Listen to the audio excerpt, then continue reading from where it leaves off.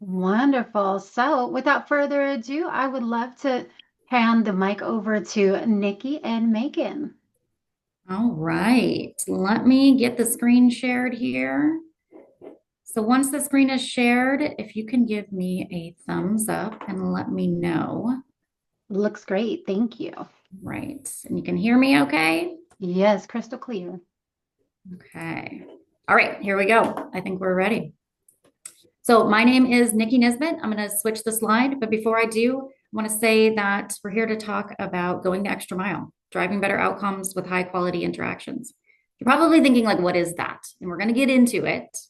So trust me, it's going to make some sense. This is us. So I'm Nikki Nisbet. I'm the Continuous Improvement Administrator at WashDoc currently. I've been in a couple different agencies, so I'm sure there's some folks in the crowd, the virtual crowd, that I know from other agencies. So if so, hello to everyone. It's great to be here. And I have Megan, my coworker, here with me. Megan, if you want to say hello. Hi, everyone. Happy to be here. And same as Nikki, I see some familiar faces from past, well, from HCA. So happy to see everybody here. Yeah, it's great to be here. So I'm going to start us off. So I'll go through some slides and then I'll hand it to Megan and she will screen share and take the second half of this. So if you get bored of hearing from me, don't worry. There will be an end in sight. Megan will take over. With that, let's start thinking about customer experiences. So think about a recent customer experience that you had that really impressed you. And I know in the chat, it would be difficult to explain the whole thing, but in the chat, I want you to put what made that experience memorable and how did it make you feel?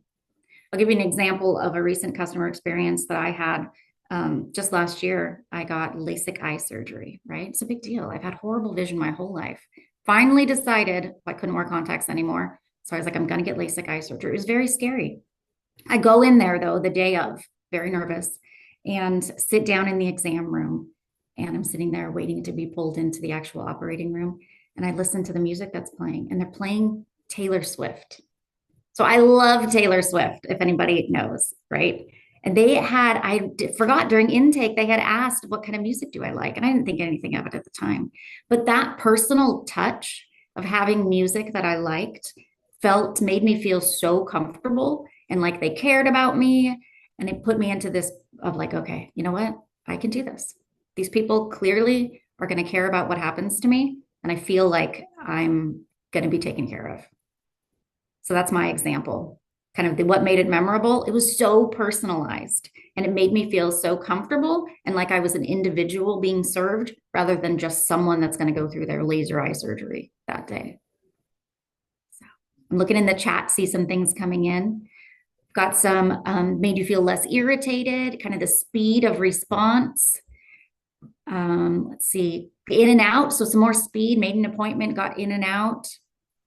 Always smiling, warm, helpful, no matter how busy they were, it makes you smile to connect. Another comment here about personalized presentation. So really getting that personalized experience. Felt joy from that. The speed of resolving an issue combined with how friendly someone was during a process. Yeah. So keep them coming. Even if you're not putting it in the chat, be thinking about a recent customer experience that impressed you. Sometimes it's easier for us to think of a customer experience that was frustrating for us. So let that one come in and then let it go out and focus in on one that impressed you. Because today we're going to be talking about, I'm going to shift slides here, how to do that. How do you create welcoming, personalized experiences? How do we respond with empathy? And how do we find those simple ways to make someone's day? Whether it's the people we work with every day, so the internal customers, our coworkers, or external customers, just like we are. All of these examples that you were thinking of, we are customers as well. So how do we create that environment that impresses us for other people? First thing we want to talk about is getting grounded in these key elements of customer-focused mindset and hospitality. So we're not just thinking of customer service. What we're thinking of is going beyond that to really focus in on customers and have hospitality. So I'm going to cover that piece here. Let's think about what is a customer. So I'm going to put up some definitions of the customer on the slide here, and you might have seen them if you had the slide deck before this. But either way, I want you to think in your mind and pop it in the chat. What's your definition of a customer? What is a customer to you? What is a customer? I love seeing all of the different customer experience things pop in the chat. It's great. Tell me, what do you think? I see some in the chat. Anyone receiving a service, someone you're providing service for, anyone who seeks my help, someone who is choosing to use services, anyone who is receiving that product, everyone you interact with. That one's in there too. Yeah. Awesome. We can also think about it in these two ways, external customer and internal customer. So those external customers are those people, residents, businesses, community partners, those folks who use our services, programs, and products. That's kind of often what we think of. It's really great to see people in the chat also bringing up this element, the internal customers part of it. That we have processes that span multiple areas, usually in different work that we do. And we have internal customers who receive pieces of that work as we go through. So we rely on each other to get that work done.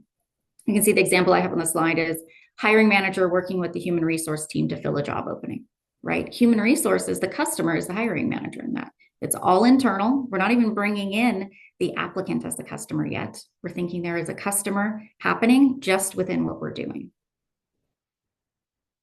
If we want to go really specific, oh, get the hair. It's the customers are really those who receive the output of our work. So it could be that ultimate output. We talk a lot about and have over the years talked about who is that ultimate customer. It's Washingtonians. For WashDOT, it's the traveling public, people who are traveling. But we can pull that in, and we should be pulling that in based on what it is that we're doing, to be thinking of different people that we are interacting with as that customer, so that we can create an experience for them that is really going to make them walk away feeling in those ways that you had talked about in the chat. And this really means having that customer focused mindset, right?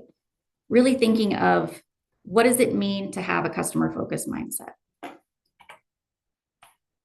So what we think it means is we're always thinking about people, people's needs, what they need, also what they're expecting, and what they're experiencing in every interaction that we're having with them.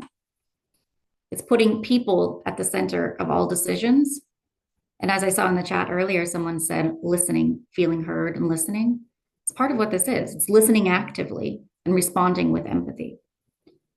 So regardless of what it is that we're doing, it's building in that human element of the work to focus on those building long-term relationships instead of just having this, oh, transaction, we're done.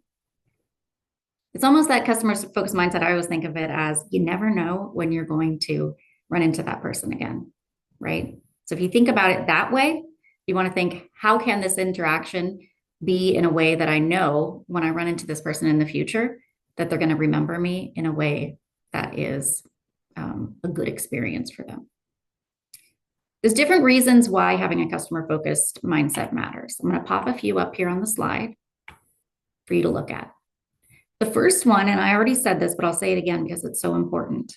All of us, regardless of what agency we're at, regardless of what our jobs are, ultimately, it comes down to we have to work with people, and in some way, we end up serving people. So we're in this people business together, whether it's the public or it's supporting each other as coworkers.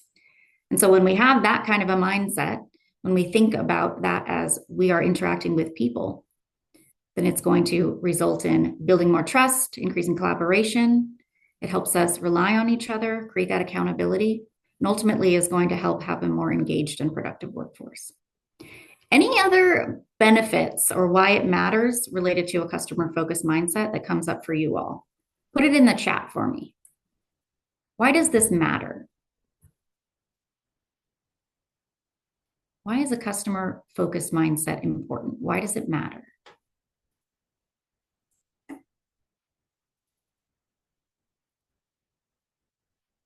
Shows you care, trust, it builds trust, absolutely. Because how we think impacts our actions, ensures you're thinking about their needs. Purpose, pride. I love that word pride, bringing that into this. Helps to understand their needs so we can better serve them. Yeah. we will continue to go back for services, or they will continue to come back for services for us, right? Sometimes they don't have a choice. Sometimes they do have a choice to come to us for services. Sometimes internally we have a choice if we're going to go interact with somebody or not. Awesome. Okay, keep those coming in. Going to move us to the next slide here. I got so distracted by reading all your comments. So now let's think about hospitality. First, I want to talk about customer service and then focus in on hospitality. So customer service, we hear it all the time, right? Great customer service. We want to have great customer service. They had great customer service, or that was horrible customer service. Customer service, the real definition, it's all about solving problems efficiently. It makes sense. So I'm in continuous improvement. We want to do that. We want to be efficient and effective.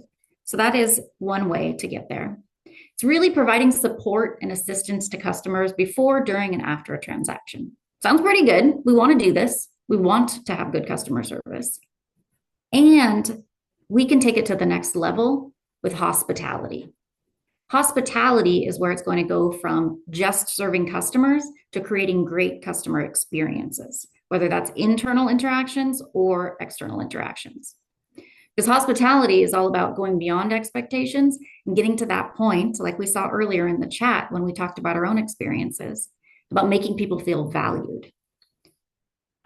So when we think of hospitality, hospitality is beyond fulfilling needs, it's exceeding expectations and creating emotional connections. As humans, when we are receiving services and we're interacting, there's going to be emotions in there, even if we realize it or not. We want to create meaningful and memorable experiences and really focusing in on how people feel at the end of an interaction or experience. Not just what you do for them, not just the product that you're giving them, but how do they feel when they walk away? Just like when we were giving our examples, how did we feel? I felt valued. I heard someone say they felt joy after that experience. How do you feel as you walk away from the interaction or receiving a service or a product? It's really that difference between getting that transaction and having an experience, a customer experience. So you can have a transaction. We have it all the time, right? You go to the grocery store, you go through the grocery store line, and the checker could very well check you out efficiently, get it done, and you would have what you needed. You have that product of your groceries. But then think of those grocery store checkers who are friendly, who smile at you, who have some chit chat with you. Those people you walk away feeling like, yeah, I just interacted with a human on this and I feel valued, just like we have in the chat here. Let's look at some examples of this. Here's a basic example, just a kind of level set for everybody. We're all in different jobs. Basic example, barista makes the coffee correctly. Similar to what I was just talking about with the checker. Here's the correct coffee, great. With hospitality, it goes beyond just making that correct coffee. The barista is going to remember my order and greet you by name. So I go in and I get the coffee and they say, hey, Nikki, how's your day? Think about how much it means to someone when you remember their name. It's the same in a transaction like this. To take it to the next level is as simple as remembering the name. Here's a workplace example to look at. So maybe your manager requests a monthly report talking about invoices filed, and you provide what they need in a timely manner. That's good. That's what you're supposed to do, right? That's it. That's basic customer service. It's a transaction. It happens as it should. To take it to that next level of hospitality, you're going to take that initiative. You're going to ask them more questions. You're going to get curious about, what are you using this for? How can I make this something that's going to be meaningful to you? And you'll end up developing a dashboard potentially and updating that monthly to really give them what they need. Going beyond just saying, here's what you asked for, this is what you said, should be good enough, to digging into and really understanding what's going on here. What is this thing that you need? So it's taking it to that next level in that interaction. Any thoughts or questions so far when we look at these different examples between customer service and hospitality? What thoughts or questions do you have in the difference between these two?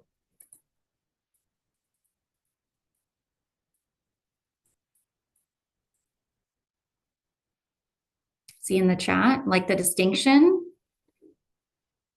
Oh, look in the chat, everyone. Megan says, public service is the combination of both of these things.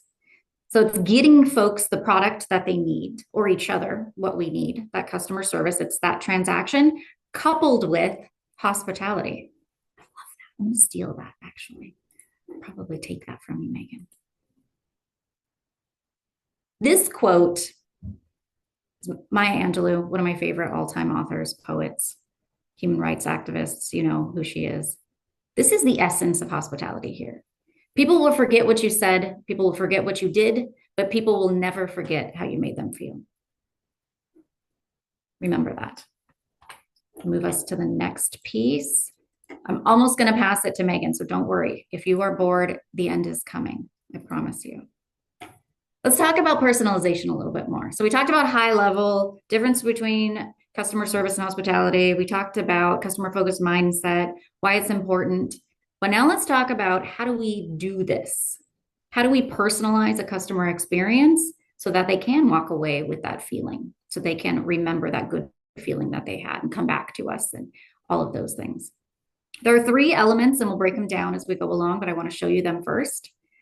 3 elements to creating personalization in customer experience: observing customer behavior and preferences, asking the right questions, and anticipating and addressing customer needs.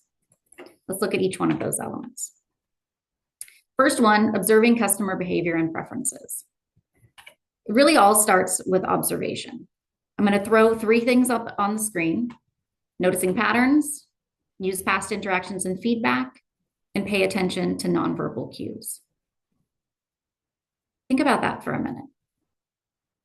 If it's all about observing, I'm going to notice patterns, use past interactions and feedback, and pay attention to nonverbal cues. What would that look like? Does anybody in the chat want to tell me, what could that look like? What kind of patterns am I looking for? You can see it says frequent requests or habits.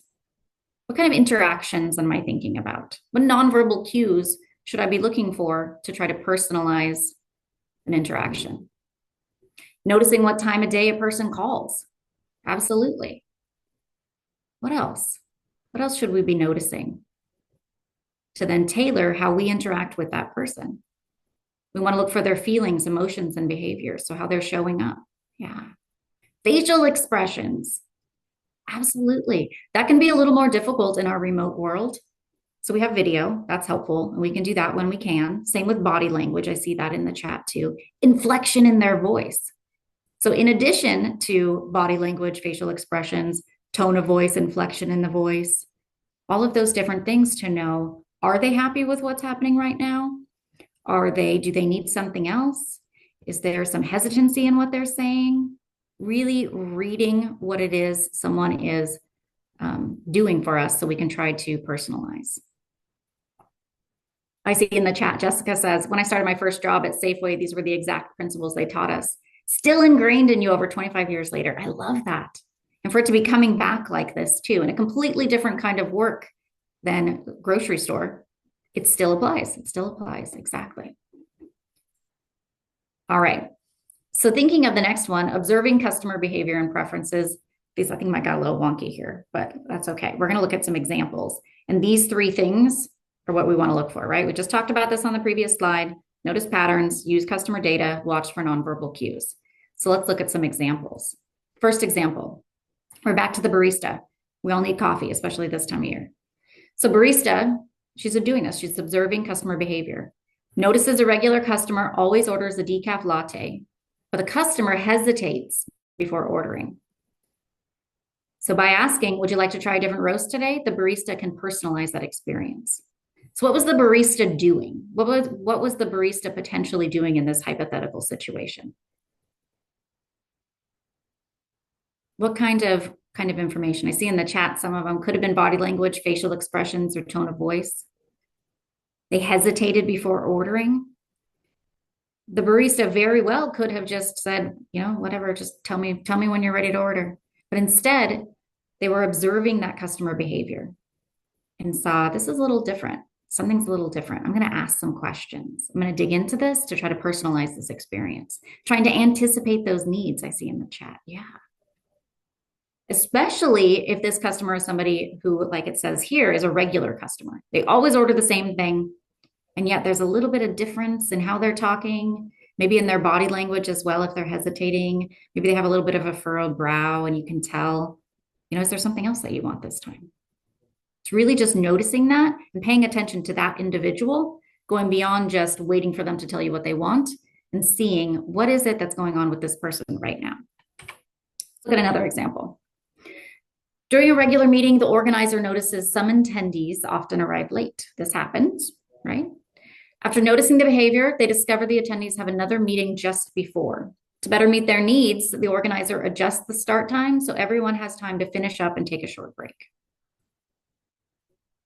This is an interesting example because you wouldn't necessarily think it has to do with customers. But as we're thinking of customers also as those people that we interact with during our workday, our coworkers, then this makes sense. Paying attention to the data. The data is they're arriving late. What can I do about this? This is a pattern that's happening. Rather than just being frustrated with it or just continuing to deal with it, make some change so that it works for everyone. All right. Megan, you ready to steal the screen? I am. Let me go ahead and share my screen. I think I'm going to send a request. Request has been sent, Nikki. Talia, you might There need we to go. do your request. Nope, I got it. You got it? Go. Okay. Give me a thumbs up if you can see my screen, everybody. Would appreciate that. Looks good.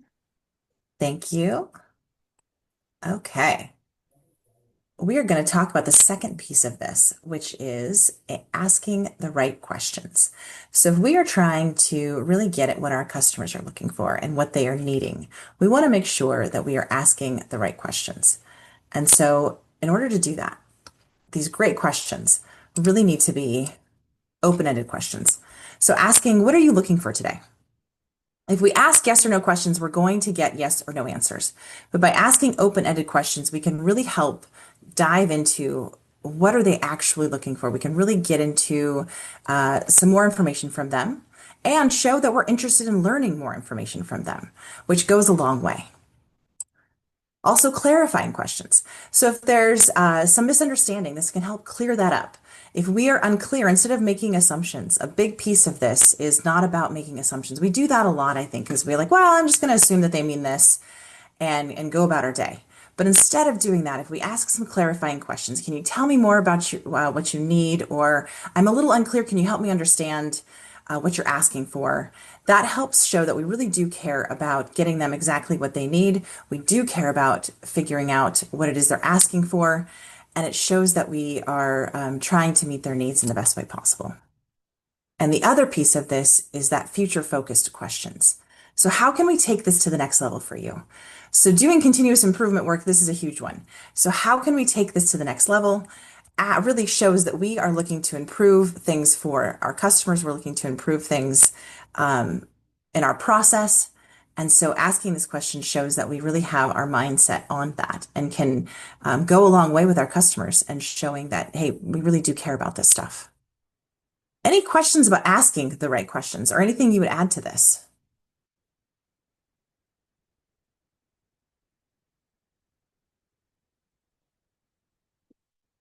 It's so important that we ask questions. I really like the clarifying questions one on this too, because so often we do make those assumptions about, well, I think they meant this. And so I don't want to bother them again, because usually we have the best of intentions with this, but it's like, oh, I don't want to bother with them again. I'm pretty sure they meant this. So I'm going to go forward with that. But it can go a long way to go back and say, I just want to make sure I have this right. So some examples of this, of asking the right questions. So general example, an employee is starting on a project with coworkers that they have never worked with before. The employee reaches out to ask, what is your preferred method of communication? And is there any way I can tailor the way I present or transfer information that will help you perform your job easier? What a great thing to start with. Just making sure that it's clear on both sides, making sure that, if I'm the one giving the presentation, I am then going to have information that's going to make it even better. I'm going to feel better about that presentation. And then if I'm the person that's going to be getting that presentation, wow, I know that they actually care about giving me information that's going to be what I need and what I'm looking for. It helps both sides of the conversation. Becca said that's helpful with project sponsors as well. Yes, asking good questions with project sponsors, so important. And then we've got a public sector example here as well. So you notice a coworker is frustrated by your process for filling out payment information. You've always assumed that they are just difficult to work with. I know I've never made an assumption like that before. I don't know about you all, but you decide to ditch your assumptions and you ask, how can we make this process easier? Maybe that person isn't just difficult to work with. Maybe that it's the process. We say it a lot, right? It's the process, not the people. So if we ditch that assumption of that person's difficult to work with and we ask the question, how can we make this process easier? And we go to that person and say, what's going on with this? There's something broken in this process. Can you help us make this process easier? What would that look like? Could go a long way. I see here from Beth, I'll often ask, is there anything you need from me that you're not getting or expected to see or get? Oh, I love that, Beth. What a wonderful question to ask. And then for you, if there is, you're getting some great information and it shows that you really care and it gives an opening for someone to give you some of that feedback. I'm going to steal that one too. Fantastic. Little secret about giving this presentation is that Nikki and I get to steal all of these great nuggets and tidbits of information for ourselves. So the third part of this is that we need to be trying to anticipate and addressing our customers' needs. So personalization means thinking ahead whenever possible. So we want to try to step into their shoes and think about what might frustrate our customers, and then be proactive and offer solutions before problems grow and provide guidance before confusion happens. So are there frequently asked questions that we can provide? Are there tip sheets that we can have that will help our customers? Is there stuff like that that we can put into place that will help us anticipate and address our customer needs? So we really want to, as we're doing this work, as we're doing these 3 steps, we want to try to avoid this picture here to the right, which is trying to make assumptions about what our customers want. We're trying to figure out and get from them, hear from them what they want. Because what this example is that our customers requested something and then we have changed it multiple different ways, but really what they wanted was a simple tire swing. But we made a lot of assumptions instead of just asking the question. And so we want to make sure that we're asking the question and that we're working with our customers and doing this work in a way that really goes back and forth with that customer. Any questions about these 3?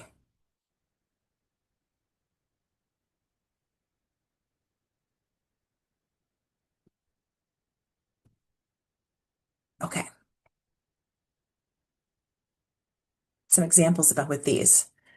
I love these examples. So an airline sends travelers an email before their flight with information about potential delays and alternative options. This reduces frustration before a problem arises. So again, just anticipating, hey, there might be, well, gosh, with all the weather, if you're in Western Washington, with all the weather we've been having lately, there could be some potential delays. Here's some alternative options. Just here's some numbers you can call if this happens. Giving that information ahead of time so the customers don't have to guess. It can relieve some stress for your customers, gives them some of that information. A public sector example, an employee keeps their calendar up to date with times and days that they will not be in the office. Ahead of extended leave, the employee notifies staff they're working with that they'll be gone and seeks out critical items that need to be addressed before they leave. And then while on leave, the employee sets up an automated message noting when they will return and alternative contacts for items that are time sensitive. So again, just keeping people informed, reducing some of that stress on the end of the customer goes a long way to that hospitality end that we're talking about.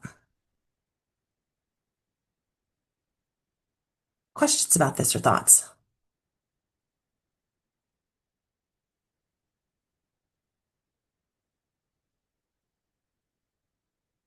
All right. Another great quote here, the key is to set realistic customer expectations and then not to just meet them, but to exceed them, preferably in unexpected and helpful ways. And we're going to talk about, I love this next section about creating wow moments through active listening. So a wow moment, when we talk about these wow moments, they are not giant things. They don't have to be huge things. And a lot of them are created through this active listening. So when we talk about active listening, what it is listening. It's attending to the other person as you're listening. It's encouraging, it's pacing. So you are pacing with the person that you were talking to. If they come in at a certain pace, you are matching that pace. It's reflecting with that person. It's paraphrasing back with that person what they have said to you. But what it's not is giving advice or fixing the problem, which sometimes can be really difficult. But when we're active listening, we are just listening. It's not interrupting to fill in either. It's letting that person get out the words that they need to get out in the time that they need to get them out. It's also not telling your story or preparing your story. I know a lot of times we do that because we're trying to connect. It's like, oh, I've had that happen to me too. But when we're active listening, we're listening to that other person. And it's also not agreeing and it's not asking why. And I've had people ask, well, why don't we ask why? But if somebody tells you a deep story or something that happened to them and you meet them with, well, why would you do that? They can feel automatically judged and it can shut them down. And so when we're doing our active listening, we really are just doing those things on the left-hand side of the screen where we're listening, we're being encouraging, we're reflecting with that person, we're paraphrasing what they're saying back to us. And that can really help create these wow moments. So this wow moment that we're talking about here is an experience that exceeds expectations, leaves a lasting positive impression, and creates a sense of delight or appreciation. These don't have to be giant things. They can come from simple, thoughtful actions that make someone feel valued, heard, and respected. It can be something as simple as somebody remembering your name and saying hello. It can be a nice email from your manager. It can be a thank you note. It can be many different things. And it's different for everyone what a wow moment can be. But when we're creating these wow moments, we want to think about how we can create these for others and what creates them for us. The key elements of a wow moment is personalization. So we want to tailor actions to individual needs and preferences. So remembering someone's name and something meaningful to them. Again, active listening can help us with that. Surprise and delight. So add an unexpected touch that brightens someone's day. So sending a handwritten thank you note after a meeting. Again, not a huge, could be an email as well. We're in a more virtual world, so it could be something like that as well. Could really brighten someone's day. Empathy and thoughtfulness. Acknowledge and respond to emotions or challenges in a meaningful way. So offering help when someone seems overwhelmed. And then going the extra mile, doing a little more than what's expected. So sharing extra resources after a conversation. Again, these don't have to be huge.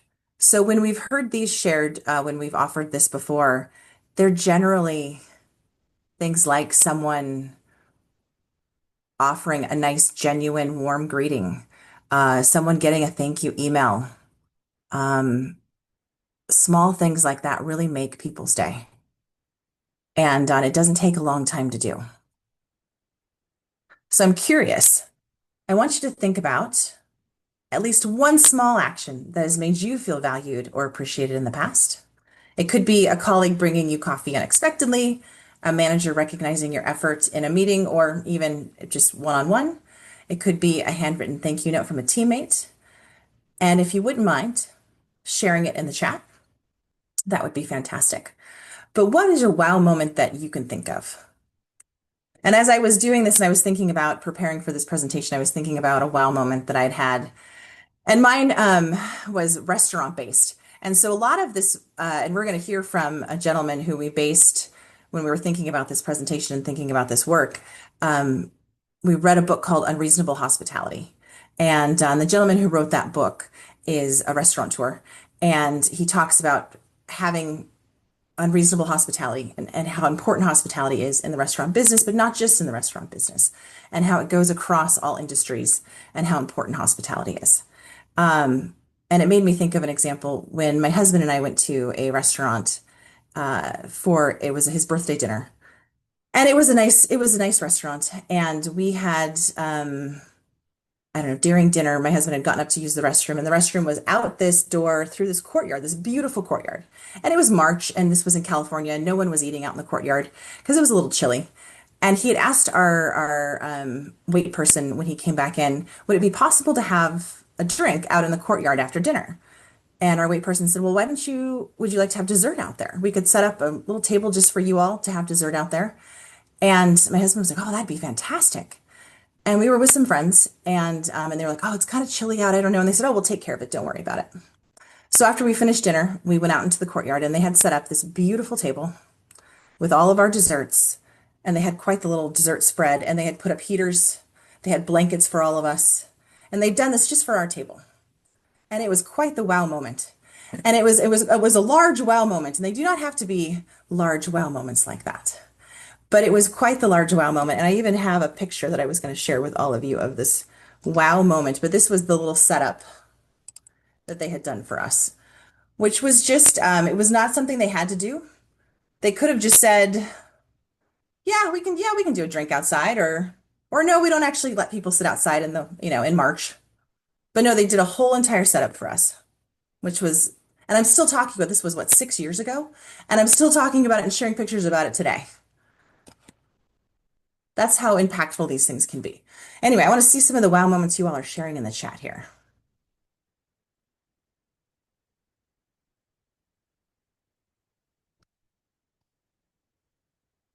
Oh, I see, Rachel. Yes, anytime transactional interactions are made personable, reiterating my name in conversation in simple ways makes me feel more connected. I love that. Ooh, a team made a fun energy drink, made you an energy drink. That's kind of fun.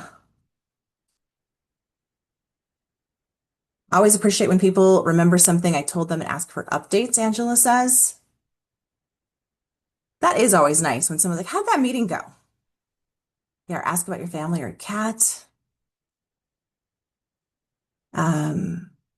Your Washington, which I think is Teresa, mailed me a Valentine's Day card. Oh, the cute ones we used to get in elementary school earlier this year when I was living on a state and feeling super down. Oh, also mailed a care package. That's so nice. Ooh, this one just happened today. Got a congratulations message for my 5-year anniversary with the state from a person I haven't worked with in almost 2 years. That's delightful. That's awesome.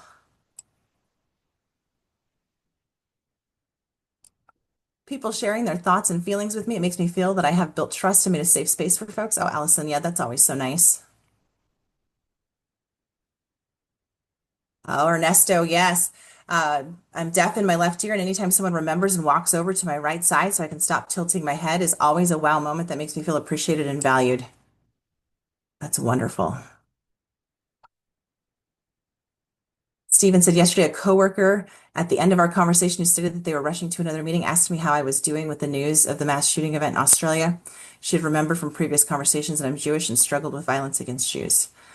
That's one, terrible that that happened. And yes, wonderful that they remembered and asked you how you were doing. That is a wow moment.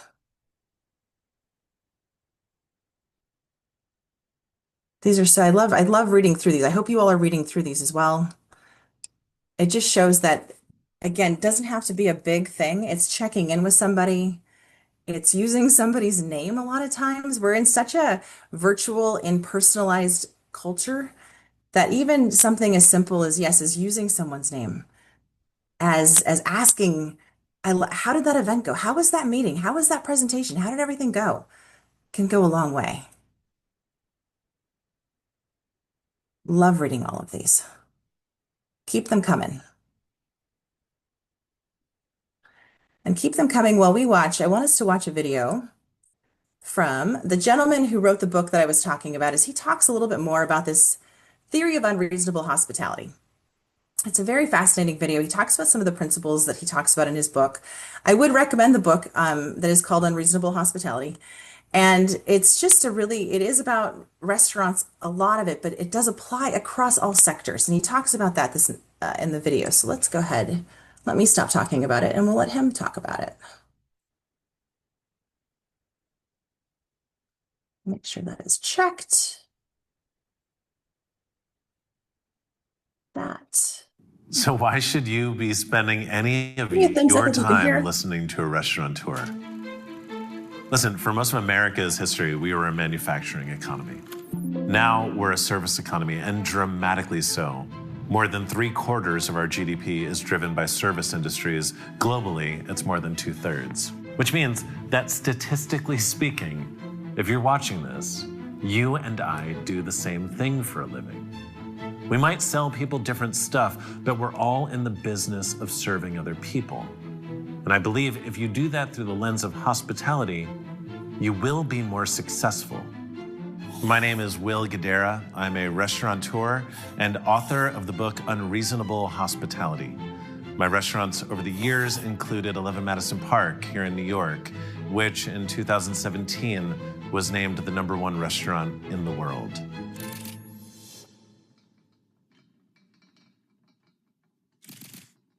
Service and hospitality are not the same thing. Service is the thing you're doing. In my world, it's getting the right plate of food to the right person at the right time. Hospitality is how you make people feel when you do that thing. In The Bear, season 2, episode 7, it's called Forks, when Richie goes to work at the fancy restaurant, and when he gets there, he has no passion whatsoever for hospitality, but by the time he leaves, he is completely addicted to it. You see the light bulb turn on, where Richie recognizes how fulfilling and how much nobility there is in providing graciousness to others. I don't care what you're serving, what you're selling, the way you make people feel will be the thing that they remember more than any of that. Now, why unreasonable hospitality? Well, you look across disciplines, whether it's directors or athletes or designers, entrepreneurs, the most successful out there are relentless in bringing the best version of themselves or their product to life. They are unreasonable in their pursuit. Unreasonable hospitality, really, it just means making the choice to be as unreasonable in pursuit of how you make people feel as you are the product you're selling those people. I don't care how good your product is. I don't care how strong your brand is. Eventually, and this is not a subjective statement, it is objective, history has proven it to be true, someone will come around and build a better product or create a stronger brand. It's simply a matter of how long it will take. The only competitive advantage that really exists comes through investing consistently and generously into relationships. Because relationships take a long time to build. And when built the right way, the loyalty you get takes an incredibly long time to erode. And the best way to invest in relationships comes through hospitality. What I found is unreasonable hospitality happens when you can motivate a team of people to do 3 things. 1, be present. What that means is caring so much about the person you're with that you stop caring about everything else you need to do. And these days, with cell phones as perpetual distractions in our pockets or with our ever-growing to-do list, it can become really difficult to slow down for long enough to actually listen to those around us. With hospitality, sometimes you need to slow down in order to speed up. Number 2, take what you do seriously, but take yourself less seriously. Way too often, people in customer service let their self-imposed standards get in the way of them giving those around them the things that will bring them the most joy. The moment you let your brand tell you that you are not allowed to do something that will make one of your key stakeholders happy, then the entire relationship has gotten out of whack. And third, if hospitality is about making people feel seen, the best way to do it is not to treat them like a commodity, but a unique individual. The best form of hospitality is not one size fits all, it's one size fits one. The greatest gestures are bespoke to the people you're extending them to. You give them the stories that they will be inclined to tell over and over and over again, doing your marketing on your behalf far better than you'd ever be able to do it yourself. At 11 Madison Park. I'm going to stop it there. The whole video is wonderful to watch. I recommend watching the whole video. He tells a great story after this about something he did at his restaurant that actually won Best Restaurant in the World at one point in his career. And it's a great story about it. Shows how he approached hospitality in his restaurant. And so We created I would recommend uh, continuing on with the video when you get a chance. I'm going to continue on with this because I've got some questions I want to ask all of you as well here. I'm curious, as you leave today, what actions will you take to go the extra mile with your customers, internal and external, knowing that you have a lot of internal customers as well as external customers?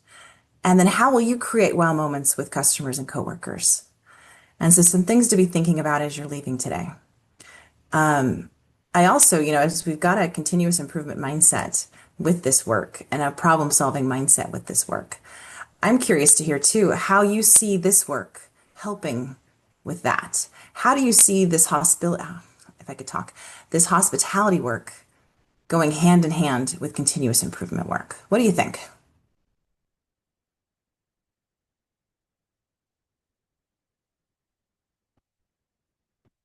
Do you see connections between the two?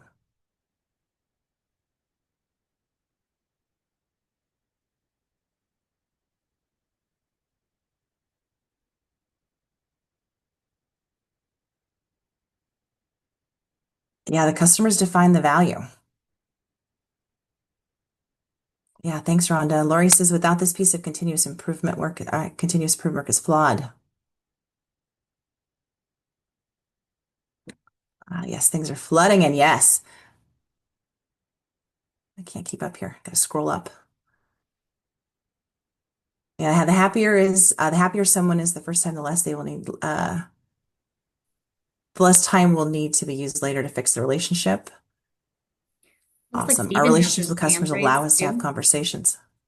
Sorry, Nikki, what was that? Stephen has his hand raised. Oh, thank you. Stephen, please. Good morning. Thanks, Megan.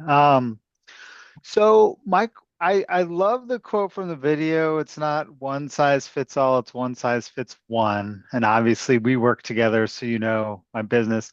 The challenge I'm having is, consistency and, Mm, across our stakeholders, we oversee transit agencies. A lot of the times I get well, we can't play favorites. We got to treat everybody the same. So for creating these, unique relationships, there could be perceptions of, favoritism or, we're treating certain people differently. Not that I don't think we could work through those, but that's just what was coming up for me. And what's interesting is different folks, like your different transit agencies and the different people who work for those transit agencies may want different interactions with you. So some folks may want more of a personal experience with you, and others may say, I don't need that. Thank you very much. I don't really care. I just need you to come do your site visit and then leave me alone. And so it's the part of this is getting to know what your customers need from you and providing that. So they may get a very different Stephen, depending on what they want from you. So they may get that more personal touch from you because that's what they want from you. Whereas the other person that's over here, that may not be at all what they want from you. They may say, you know what, this is transactional. I am your customer. I don't want you to know all of this stuff about me. That makes me uncomfortable. Well, that's valid too. And that's what our customers are asking of us. And so that's being hospitable as well as providing them what they want. So it is going to look very different. And if they are saying, well, you're not equally going out and treating us the same, well, then there is something missing there in what we've heard from our customers and what we're providing. Because if they feel that, then there is something that's missing on their end, and we would need to go and listen a little bit more to what they want because we've missed something there. But sometimes it's going to look different because not everybody wants that same interaction. Yeah. Does that help a little bit? Nikki, what are you thinking? Yeah, that brings up for me. I had someone in the side chat talking about when I gave the example of the cashier at a grocery store, right? Chatting with you. For an introvert, that might be horrible. They might be like, whoa, no, I don't want that. And so part of that is determining in the moment or be prepared for the next time of how is that person receiving what I'm putting out there? And if it's not working, if they're clearly uncomfortable, then it's changing how you're behaving to that person to personalize it for them. So it isn't a one size fits all. And it is tricky, Stephen. So it's good that you bring that up, thinking it from a fairness and equity standpoint. Uh-huh. Yeah, because you can feel like, oh man, I do so much more for this person over here. Even knowing that the other person over there doesn't want that, it still feels weird, right? It still feels like I know they don't want that from me, but I still feel like I should be, giving them a little bit more. Oh yeah, and then Paul in the chat, and can we create the environment where that one-on-one interaction can happen?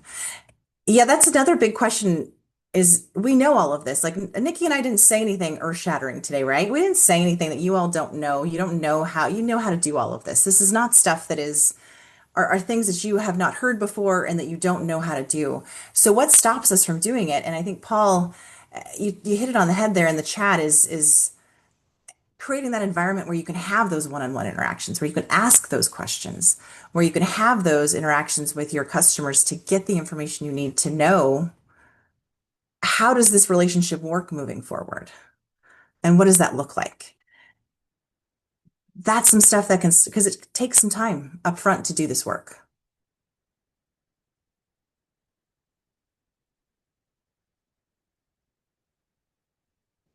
What other questions, thoughts do we have about this?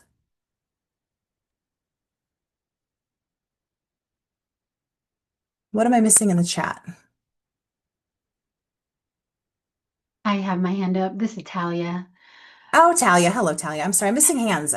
Hey, no, that's okay. I didn't want to say anything, so I wanted to wait if somebody else wanted to talk first. But I really loved Stephen's thought, and it made me think from another perspective, not just one size fits all and how we deal with who we're serving, but also one size fits all and who's doing the serving, right?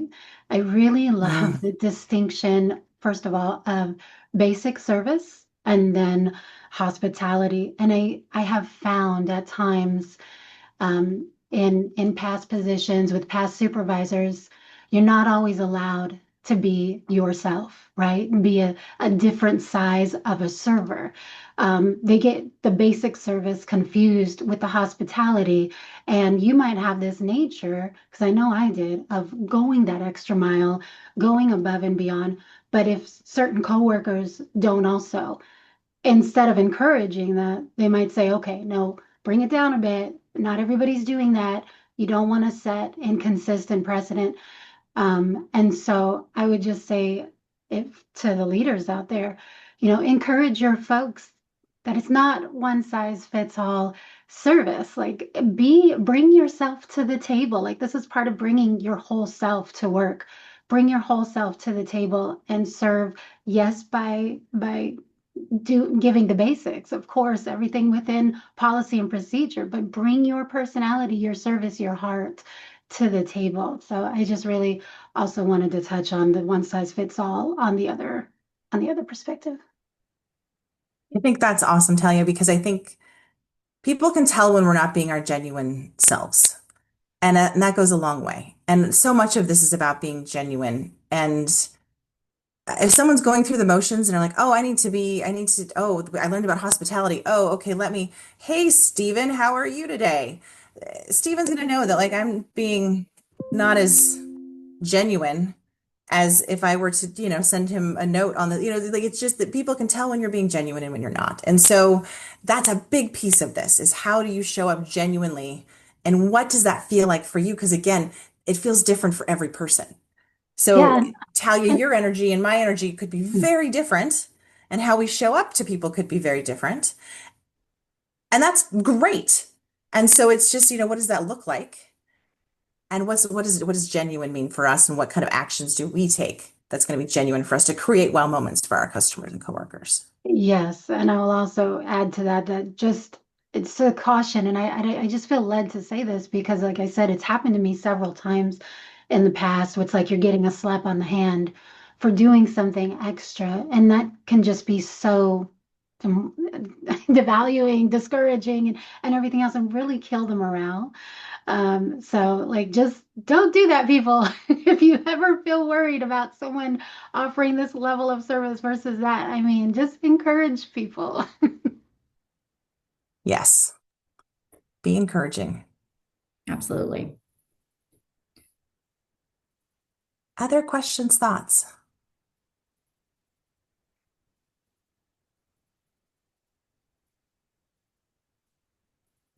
I have a question for the community. I'm curious if there is anyone out there who you hear this and you know it, you love it, it resonates with you.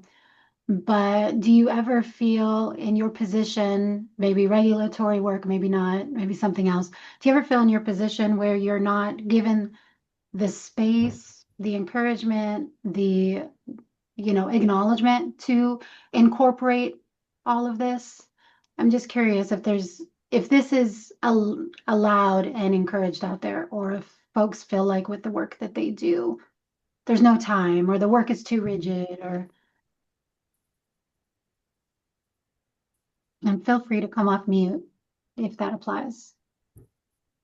When Jay said there, I think there's a balance and that healthy boundaries are important for all parties involved. Yeah, Beth said, I hear from folks that it's allowed, but the lack of time to fully or appropriately implement is the challenge. Time seems to be our biggest stopper of things, right? I mean, time, there's just never enough time. We hear that a lot when we're talking about this topic internally as well. That's part of the reason why we talk about wow moments and small actions that you can take during everyday interactions, because those things are small. They don't take a lot of time, but they add up a lot. So you've been thinking about how can you incorporate those tiny things into what you're doing.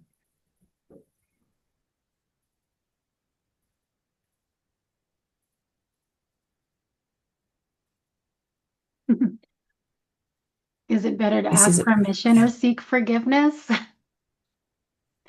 I hate to say I always seek forgiveness. Always depends. Is he Steven Sands again? Yeah, Steven, what are you thinking? Yeah, so thank you for that question. So one of the things we did was, we go out and visit folks across the state at the transit agencies, and we had been doing them virtually during the lockdown. Then last biennium, we were kind of half and half.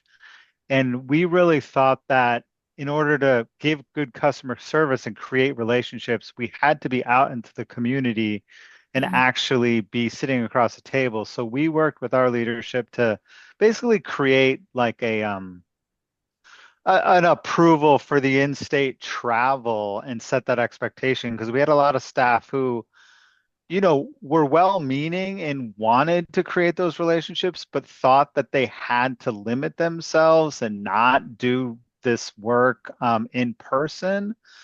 And, this presentation is kind of reinforced to me that, that seems to be in line with creating relationships, being in front of people. Once they know you're willing to take the time to go to Pomeroy, that creates a different type of engagement and relationship and ability to, understand their challenges directly. So I definitely think we're given the opportunity to create that. So I don't feel limited. That's awesome. Great to hear. Yeah. Anita, what are you thinking? Hi, thank you so much. I wanted to actually speak to what Steven said, and specifically WSCOT, because I've been having a relationship with y'all online the last week because of all the weather, right? And so following the communications that you all have been putting out there have helped me to earn to have trust in you and see the care and the humor and the sort of, yes, we are very concerned, but also we're people out here doing this work too. And so we're in this with you. And it's the humanizing of the organization has really helped me to understand how I need to change the way I'm communicating with my customers right now, where resources are few, where we're addressing unprecedented challenges from the federal government in our processes and our systems and our service delivery, that people like you are being innovative and creative in the way that you're developing experiences for customers. And so I just wanted to say thank you. And thank you for being an inspiration for us in these moments. Well, we cannot take credit for our communications department is absolutely Amazing. fantastic. They are so wonderful. And yes, they are a great example of how to. And Anita, I love how you put that, humanize the department, because we are a giant department and they do a really nice job of, like you were saying, adding some humor to what has been quite an exhausting and scary week of weather that we have had over here. And yeah, I loved how you said that, how they humanized the department. We're going to take that back too and make sure folks know. Thank you so much, Yes. Megan. Yeah, because I think oftentimes with, especially with government agencies, we are seen as government agencies and not as individual people working within those government agencies. So any chance we get to show like we're people doing the best we can and we want to provide good service and really humanize that experience like Anita said, I think that is such a great way to go that extra mile for folks.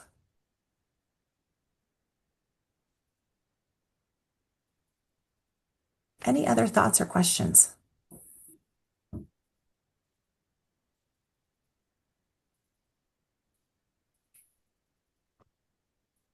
Nikki, thoughts to wrap us up?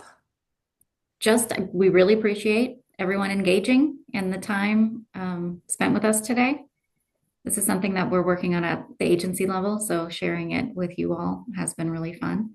And I think, yeah, that's it. Thank Thank you you so much all for so having us. much. Oh, thank you. Thank you so much for being with us. So timely. I mean, always, it's always timely, right? We should always have our mind on this, but even more so with our EO and what we're doing all across the enterprise to focus on the customer's experience. This is just really great. I'm really curious how many folks, if you can do like a thumbs up for if you're external facing, like maybe you're in a call center or maybe you're just frontline facing with customers.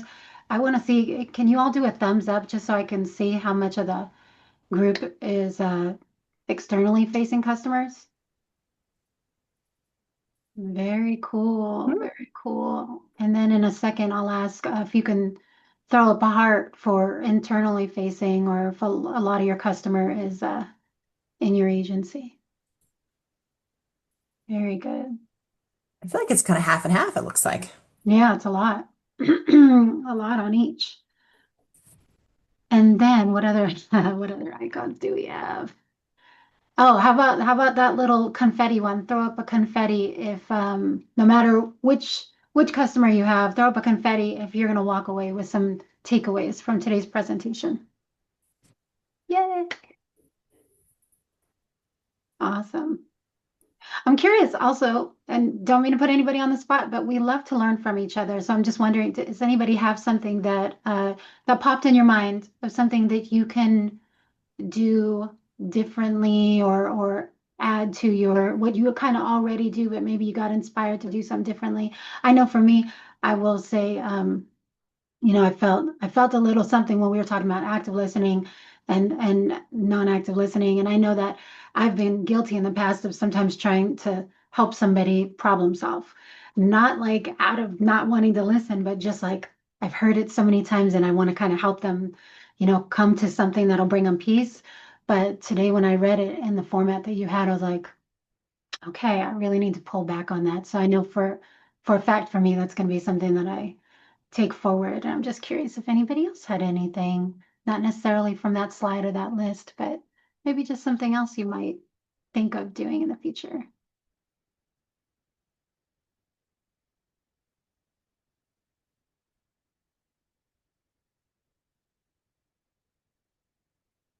Looking in the chat. Oh, Anita. Hi. I apparently I want to talk today. That actually, that's not very different. I want to talk all the time. We love Um, it. I want to comment on something that was in the chat. Stacy Riley says service is not the same thing as hospitality. People will remember how you made them feel. As a person who worked in the restaurant industry for many, many years before I came into this work, um, that's how you develop loyalty. That's how you have wow moments is Even when you're giving bad news, you can give it in a way that makes sure that you recognize that that other person receiving the news might not like it, but they're a human and they're going to have some feelings. And so if you're gracious and kind in delivering news, even if it's not good news, they're going to remember how you made them feel. And I don't know, I work at DSHS, and so we're oftentimes giving bad news, especially these days. And so, that's the kind of conversation that I think we need to be having more right now, is remember that a lot of people are coming to us on their worst day, and we might have to tell them no on something that they need. But if we can do it in a way that respects them as humans and maybe offers up other resources that hopefully they won't feel terrible about their interaction with us. I love that. That makes me think of when I was on the lines at HCA, often having to, give not great information if somebody wasn't eligible for their Medicaid anymore. And I love that you also said, giving some extra resources because maybe they're not getting what they called for, but rather than walking away with no light at the end of the tunnel, you've provided them with something else that may possibly help their situation. So that right there to me is an example of going above and beyond. Love that. Thank you. Thank you. And you can talk anytime, Anita. We love your contributions always. Anyone else? Oh, I see some things in the chat. When I was a law enforcement park ranger in the field, good customer service helped to make my interactions much safer. I even had people thank me when I wrote them a ticket. It's how you treat people with respect, regardless of the situation. Thank you, Colleen. It's so true. And thank you for your service.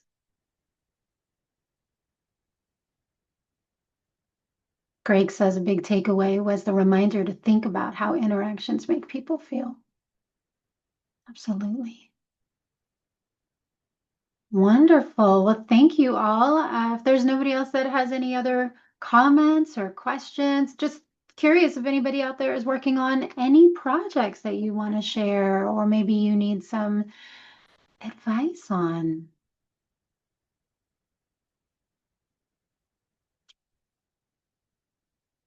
Where's my Teresa? Teresa, come on up. Are you in the background? Oh, just faded in the background. Oh, what a great conversation today. So good. Do you have any thoughts? Anything that struck you? Oh gosh, all the things today, but I think I generally, for me, I am taking away just the importance of putting yourself in other people's shoes, especially just your customers and those you interact with, but um, being able to, I guess, really give all of my attention to whomever I'm talking to, whomever I'm serving. I think my brain goes like a million miles an hour. So really taking a moment to pause and actively listen is definitely something I'm taking away. So thank you so much, Megan and Nikki. Thank you for sharing that, Teresa. I think that, gosh, and like Megan said earlier, this is stuff we all know, right? But we're so busy. And it's the basic, simple things that you forget to do that have such a lasting impact. So I love hearing this stuff. Thank you. Thank you for everyone thank you obviously to the presenters, but to everyone that contributed with your thoughts and your input. It really does make for a much more robust conversation and walking away, having thoughts from everybody that spoke up. So I appreciate you all. Looks like we're going to give you some of your time back today. If nobody has anything else they'd like to share, we hope you all have an amazing holiday.